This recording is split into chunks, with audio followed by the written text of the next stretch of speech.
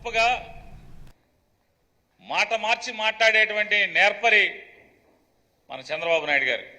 ఆయన ఇవాళ మళ్ళీ మాట్లాడతాడు. ఎంత అసహ్యంగా దిగజారి మాట్లాడతాడంటే, జగన్మోహన్ రెడ్డి గారు తన రాజకీయ స్వార్థం కోసం పెన్షనర్ల పొట్టకొట్టాడు. ఈ రకంగా సిగ్గుమాలిన మాటలు మాట్లాడటానికి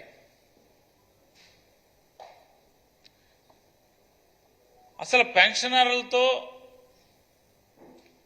డబ్బులు పంచటానికి వీలు లేదు. ప్రభుత్వం నుంచి వచ్చేటువంటి ఏ పథకమో ఏ సంక్షేమ కార్యక్రమమో వాలంటీర్ల వ్యవస్థ ద్వారా ప్రజలకి చేరవేయటానికి వీలు లేదు అని చెప్పని ఎవరు కేంద్ర ఎన్నికల సంఘం దగ్గరికి వెళ్ళి పైరవీ చేసుకున్న వాళ్ళు ఎవరు? భారతీయ జనతా పార్టీ ఆంధ్రప్రదేశ్ రాష్ట్ర అధ్యక్షురాలు మీ వదిన గారు పురంధేశ్వరి గారు, అలాగే నీ కోసం, నీ మేలు కోసం, నీ రాజకీయ ఎదుగుదల కోసం ఒక ఎల్లో ఎలక్షన్ వాచ్ అనేటువంటి ఒక సంస్థను ఏర్పాటు చేసి మాజీ ఐఏఎస్లు, మాజీ మేధావులు ముసుగులో ఒక పచ్చ బ్యాచ్ బయలుదేరింది.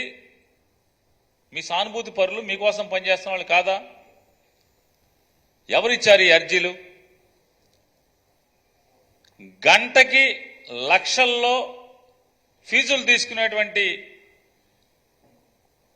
ఢిల్లీ ప్లేడర్లని, ఈ వాలంటీర్ల యొక్క వ్యవస్థని నిలుపుదల చేయటానికి, వాలంటీర్లతో ప్రభుత్వ కార్యక్రమాలన్నీ నిలుపుదల చేయటానికి ప్రయత్నం చేసింది ఎవరు? చంద్రబాబు నాయుడు కదా. ఎవరి నిమ్మగడ్డ రమేష్ కుమార్ ఎవరు? ఈ దగ్గుబాటి పురంధేశ్వరి గారు ఎవరు? ఎవరు వీళ్ళంతా? తెలీదా? ప్రజలకు తెలీదా? నిమ్మగడ్డ రమేష్ కుమార్కి ఏంటి, మనకేంటి సంబంధం? ఎవరికి ఈ అక్రమ సంబంధాలు? భారతీయ జనతా పార్టీలో ఉన్న నాయకులకి ఎవరెవరికి ఏం సంబంధాలను ఎవరికి తెలీదా? ప్రజలు కళ్ళు మూసుకు, వెనకటికి ఏదో సామెత ఉంటుంది,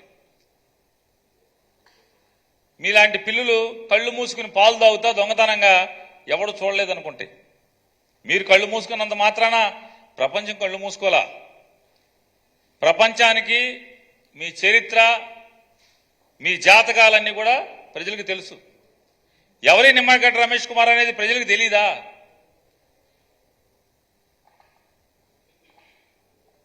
రాష్ట్ర ఎన్నికల కమిషన్ హోదాలో ఉండి ఏమాత్రం కూడా వెరవకుండా, ఇది తప్ప ఒప్ప అనేది కూడా, జనం ఏమనుకుంటారనేది కూడా ఆలోచించకుండా ఆయన చేసినటువంటి కార్యక్రమాలు